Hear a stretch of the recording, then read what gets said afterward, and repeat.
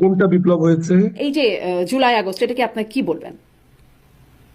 এটা একটা জঙ্গি হামলা হয়েছে। জুলাই আগস্টে একটা জঙ্গি হামলা হয়েছে।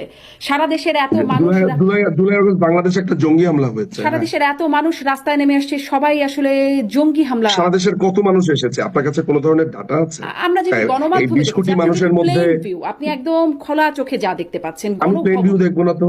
আমি কোনোদিনই প্লেন ভিউ দেখবো না। আমি একজন লয়ার, আমার কাজই হচ্ছে খুবই ক্রিটিক্যালি হ্যাঁ, দেখা। নিশ্চয়ই আপনি আপনি। প্লেন ভিউ দেখতে পারেন, আমি হ্যাঁ, দেখবো না। কিন্তু আপনি আমি খুবই ক্রিটিক্যালি দেখি। কিন্তু আপনাকে তো প্লেন ভিউটা দেখতেই হবে, ক্রিটিক্যালি দেখবার জন্য খালি চোখে আগে দেখতে আমি হবে, তারপর আপনি সেটা প্লেন ক্রিটিক্যাল বিশ্লেষণ প্লেন করতে ভিউর পারেন। মধ্যে কোনো গণভবনে, প্রশ্ন নেই। প্লেন গণভবনের ভিউ সামনে যেভাবে আমরা সাধারণ মানুষকে আসতে দেখলাম, ঝাঁপিয়ে পড়তে দেখলাম, বা বিপ্লবের সেই মুহূর্তগুলোতে, বা অভ্যুত্থান, বিপ্লব, আন্দোলন যাই বলি না কেন, সেই সময় যেভাবে রাস্তায় মানুষকে নামতে দেখলাম, তারা কারা? তারা সবাইকে আসলে জঙ্গি। আমি তো অনেক চোরকে দেখলাম সেখানে। আমি তো কোনো বিপ্লবীকে দেখলাম না। গণভবনের কথাতে গণভবনে আমি ডাকাত এবং চোরকে দেখলাম। আমি তো কোনো বিপ্লবীকে দেখলাম না। কোনো বিপ্লবী কি মুরগি চুরি করে? কোনো বিপ্লবী কি ছাগল চুরি করে? কোনো বিপ্লবী কি জায়নামাজ ঘড়ি চুরি করে? আপনি যদি বলেন যে হ্যাঁ বিপ্লবীরা চোর, আমি আপনার সাথে একমত হবো, বলবো যে ঠিক আছে, বিপ্লব হয়েছে। বিপ্লবীরা তো চুরি করে না, বিপ্লবীরা বিপ্লব করে। বিপ্লবীরা সমাজ বদলায়, বিপ্লবীরা সমস্যার সমাধান করে, মানুষকে আশ্বস্ত করে। কিন্তু বিপ্লবীরা তো মুরগি চোর না, বিপ্লবীরা তো হাঁস চোর না, মাছ চোর না, বিপ্লবীরা তো ধ্বংস করে না। গণভবন তো সরকারি সম্পত্তি। গণভবনের ব্যক্তিগত স্টাফ বাদে বাকি সবকিছু তো সরকারি সম্পত্তি। বিপ্লবীরা তো চোর না।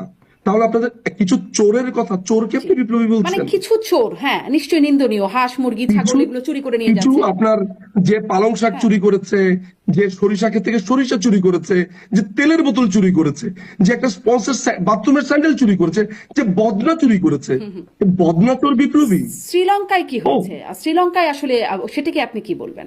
আমি আমি আমি শ্রীলঙ্কা নিয়ে কথা বলতে গেলে নিকারাগুয়া নিয়ে কথা বলবো। আপনি বলবেন আমার সাথে? আপনার সাথে আমি কথা বলবো আয়াতুল্লাহ খোমেনিকে নিয়ে। চলেন, let's talk about Peru, let's talk about Nicaragua, Argentina.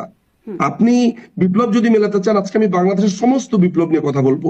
আপনার শ্রীলঙ্কাতে আচ্ছা, পদ্মা তাহলে চুরি করেছে, হ্যাঁ, বদনা চুরি করেছে। না, বদনা চুরি করেনি, কিন্তু আমরা তো তাহলে দেখেছি যে সেখানে কিভাবে মানে তাহলে বিছানায় শুয়ে কিভাবে দখলদারিত্ব তাহলে হচ্ছে, আমরা খাওয়া নিশ্চয়ই দাওয়া হচ্ছে। শ্রীলঙ্কার তাহলে তো নিশ্চয়ই আমরা শ্রীলঙ্কার এই আন্দোলনটাকে বদনা চোরদের আন্দোলন বলতে পারি না। সেটা আলাদা জিনিস, প্রেক্ষাপট আলাদা। এটা তো চোর, বদনা চোরদের আন্দোলনটা তো আর হতে পারে না। নিশ্চয়ই এটা হ্যাঁ, এটা একটা দৃষ্টিকটু এবং খুবই নিন্দনীয় একটা বিষয়, যে এই জিনিসগুলো কয়েকটি বিষয় ঘটেছে, কিন্তু এইটা তো গুটি কয়েক মানুষ, কিন্তু গণভবনের সামনে যে বিশাল ঢল দেখা যাচ্ছে, মানে নিশ্চয়ই কয়েকজন বদনাচোর আর মুরগি চোরের গণভবনে হামলা করলো আর এই কারণে প্রধানমন্ত্রী পালিয়ে গেলেন, এমনটি না।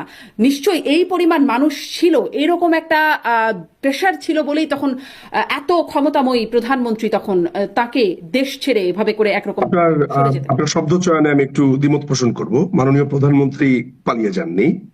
মাননীয় প্রধানমন্ত্রী এই চোর, ডাকাত এবং জঙ্গিদের আক্রমণে তাকে বাংলাদেশের যারা সুরক্ষা দেয়, আইন শৃঙ্খলা বাহিনী, তারা তাকে এক স্থান থেকে আরেক স্থানে স্থানান্তর করেছেন, উদ্ধার করেছেন। কারণ আপনি কখনো শুনেছেন যে কেউ পালিয়ে যায়, পালিয়ে যাওয়ার সময় বাংলাদেশেরই এয়ারফোর্সের অফিসারদেরকে নিয়ে তিনি পালিয়ে যান? শুনেছেন কখনো? এবং তারা কিন্তু চাকুরিতে আছেন। আপনার ব্রিগেডিয়ার জেনারেল খালিদ কামাল, তারপর আরো যারা আছেন, পিজিআর এর কমান্ডার, তারপরে আরো যারা যারা আপনার বিমান বাহিনীর চিফ যিনি আছেন, তারপর সেনাবাহিনীর চিফ যিনি আছেন, তারা তো সবাই অকিবহাল। তাহলে তারা তাকে নিরাপদে উদ্ধার সেনাবাহিনীর করেছেন। চিফ বলেছেন যে তিনি যে দেশ ছেড়ে চলে যাচ্ছেন এই বিষয়টি তার জানা ছিল। এই জায়গাটা আপনাদের একটু ক্লিয়ার হয়ে নিব। প্রথমে এটা আমি ক্লিয়ার হবো, এই যে আপনি বলেছেন পালিয়ে গেছেন, তাহলে আপনাদের সংজ্ঞাগুলো তো বড় অদ্ভুত। বিপ্লবী সংজ্ঞা চোর, যারা চুরি করেছে তাদেরকে বিপ্লবী বলছেন। বাংলাদেশের ইকুইপমেন্ট ব্যবহার করে, বাংলাদেশের আকাশসীমা ব্যবহার করে, বাংলাদেশের এয়ারক্রাফট ব্যবহার করে, বাংলাদেশের আর্মি নেভি, তাদেরকে ব্যবহার করে প্রধানমন্ত্রী পালিয়ে গেলেন।